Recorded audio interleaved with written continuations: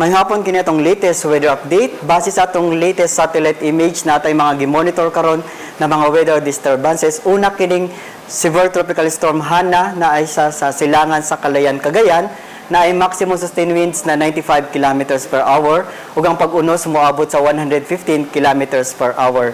Samtang natay gi-monitor na tropical depression na pasagawas ng Philippine Area of Responsibility na sigpatan siya diri sa silangan sa Northern Luzon na ay maximum sustained winds na 55 kilometers per hour ug ang pag-unos moabot sa 70 kilometers per hour. Kini nag-irog sa direksyon sa amihanang kasadpan sa Gikusgon na 20 kilometers per hour. Samtang kining tropical depression less ang chance niya makasulod sa atong Philippine Area of Responsibility. Samtang napatay lain na low pressure area na gimonitor na sa silangan o kasadpan sa Iba, Zambales. Samtang habagat or southwest monsoon na paday nakaapekto sa tibok sa Visayas, lakip na ang probinsya sa Luzon. Ang kasadpang bahin sa Visayas, makasinati silang katag-katag na mga paguwan o kini mga pagpanugdug og kilat.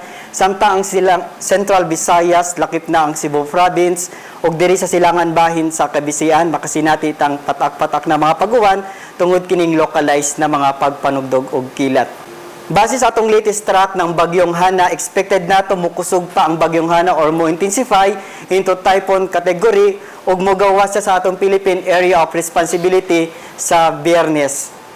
Ang hangin sa tibuok sa nasod kasarangan nito na sa kusog ug ang atong kadagatan na apatay gilif na gill warning sa tibuok sa Visayas, apil na ang Cebu ug ang mga manadagat gagmay na sasakyang pandagat, abisahan natin muna dili muna mulawig ug ang mga dagkong barko maging alerto sa dagkong balod. Ang gitason sa balod moabot sa 2.8 to 4.5 metros.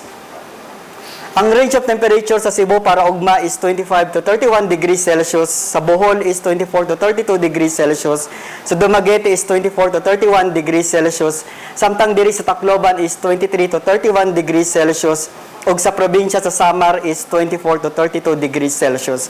Na equivalent na heat index na moabot sa 39 degrees Celsius. Ang atong extended weather outlook para sa Huwebes, Biyernes ug sa Sabado, makasinati tagihapon ng patak-patak na mga paguwan tungod kining localized na mga pagpanugdog og kilat ug expected pa nato until Biyernes makasinati pang pagkusog sa habagat ug diri sa Sabado mohinay na ang hanging habagat. Ang range of temperature para sa Huwebes is 25 to 31 degrees Celsius, sa Biyernes ug sa Sabado is 25 to 32 degrees Celsius.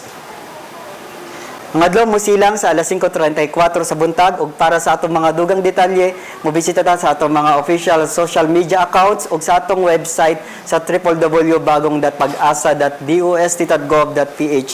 Gikan diri sa Pag-asa Mactan DOST ug para sa balitang bisdak kini si Jomar Clarino. Maayong hapon.